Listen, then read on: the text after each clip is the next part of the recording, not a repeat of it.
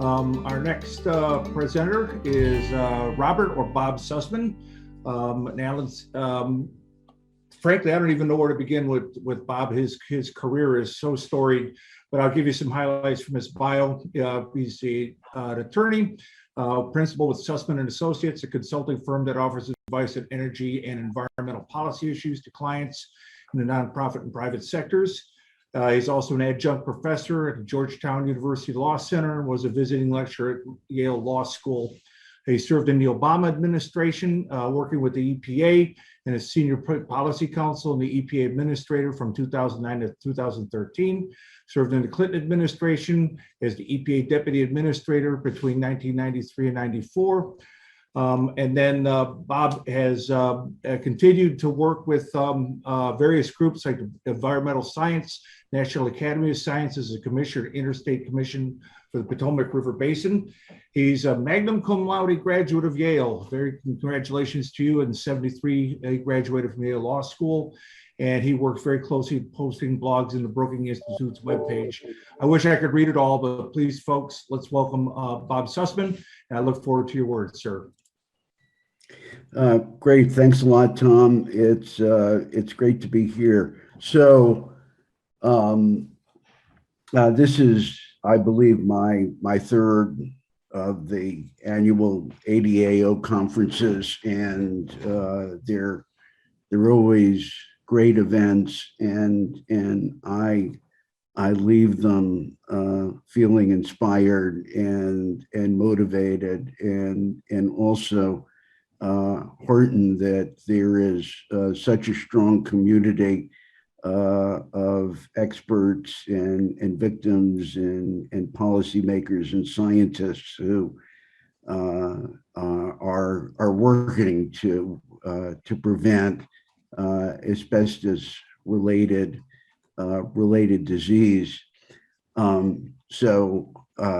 Thank you for the opportunity to be here, and thank Linda in particular for her stalwart work organizing this conference. I want to focus on asbestos on the front lines in Washington, D.C. And at least from my perspective, asbestos is front and center these days in Congress, at EPA, and in the courts. And I think that the level of activity here in DC is the highest that we've seen since the regulatory surge on asbestos in the 1980s. There is a three-pronged focus that I see as I look at the ongoing activity. The first is banning asbestos legislatively, which you've heard a lot about today. The second is EPA's ongoing efforts to evaluate the risks of asbestos and then manage those risks under TSCA. And then a third stream of activity is in the courts, and the cases have, I think, had as their mission forcing EPA to do its job on asbestos and holding the agency accountable. So ADAO has been right in the thick of this. ADAO has been a powerful advocate and voice for public health before EPA. ADAO has of course been the leading advocate for an asbestos ban in Congress, and ADAO is also a litigant in a number of cases against EPA, and I think on all fronts we've won some important battles. but the work is not done. There is much more to do. So let me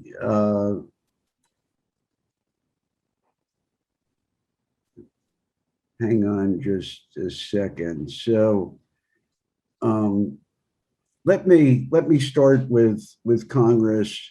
I know you've heard a lot about this today, and I may be repeating what Linda and others have said, but I think as we look at congressional activity on asbestos, in the last session of Congress, the Alan Reinstein Ban Asbestos Now Act made more progress than it had ever made before.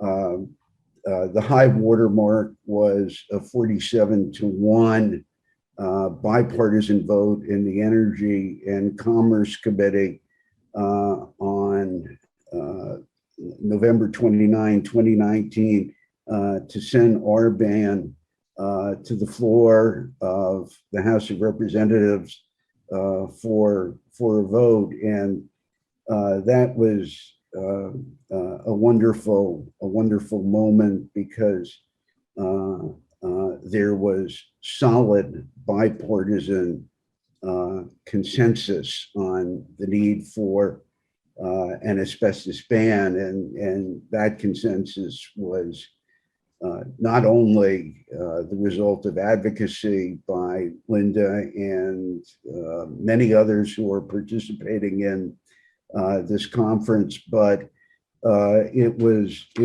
also the work of behind the scenes efforts by leading Democrats and Republicans who found a way to reach across the aisle and achieve compromises and focus on the larger goal, and not necessarily partisan conflict or continued debate about the details. Unfortunately, that positive mood and strong bipartisan cooperation did not survive on the House floor, and the asbestos legislation was brought to the floor for a vote, but unfortunately it failed. But here we are in 2021, and we have new life for asbestos ban legislation. We have in the Senate two members who have stepped up and shown real leadership: Senator Merkley, Democrat, and Senator Gaines. You've heard about the Merkley discussion draft, which has been released. This is not yet a bill, so it's a bit of a work in progress, but it's a very strong start. And the discussion draft plus the continuing strong support that we're getting from stakeholders put us in a very good position. So you've heard this before today as well, but it's worth underscoring. What are we trying to accomplish in legislation? And there are four pillars of the legislation.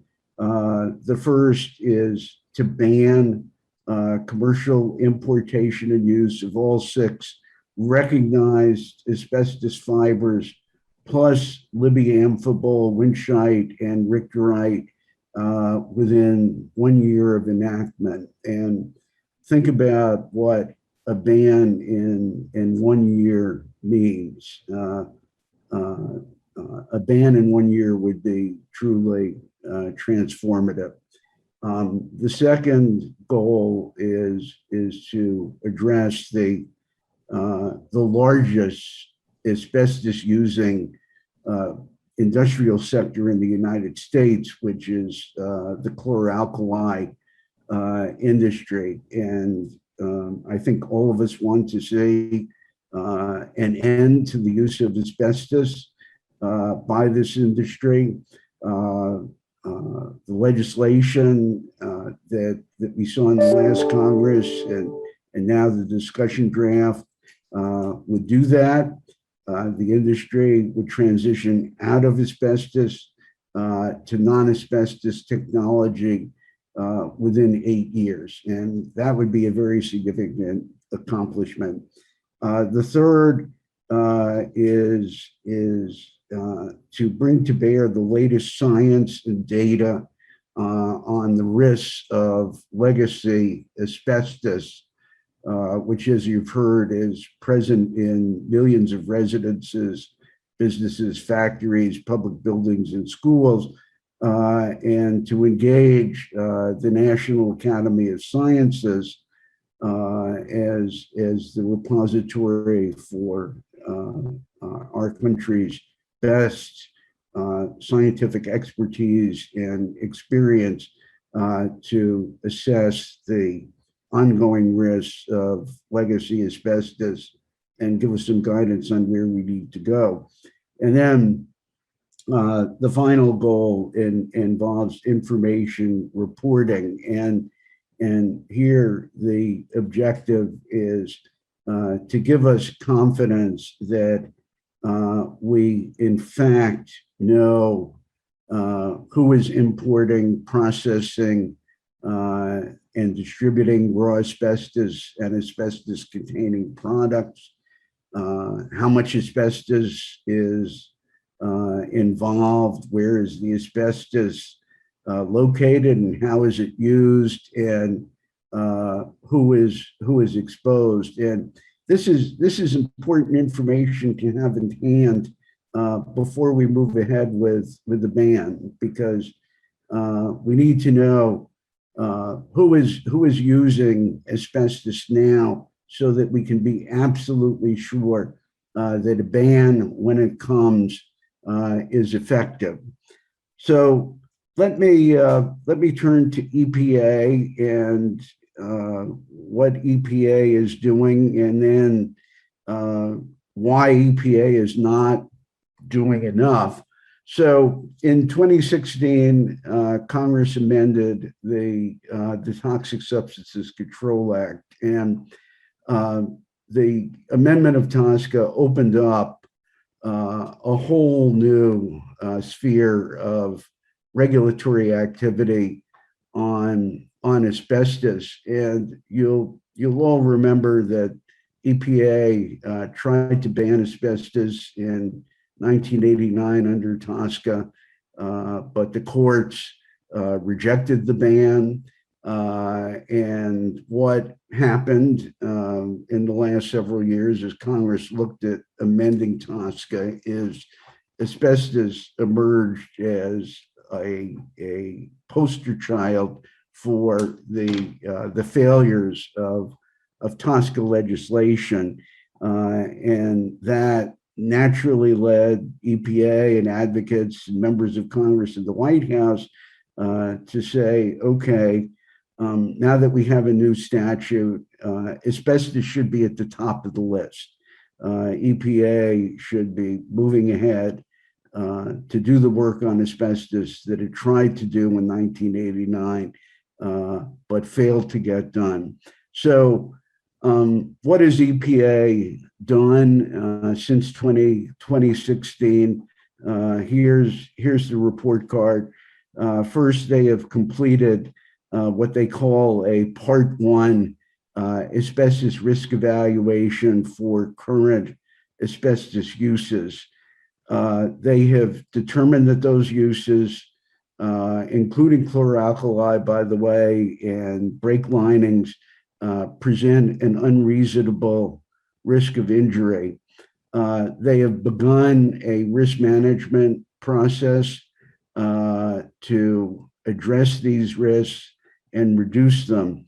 And finally, they have announced that they are doing a Part 2 evaluation which will be addressing legacy asbestos exposure.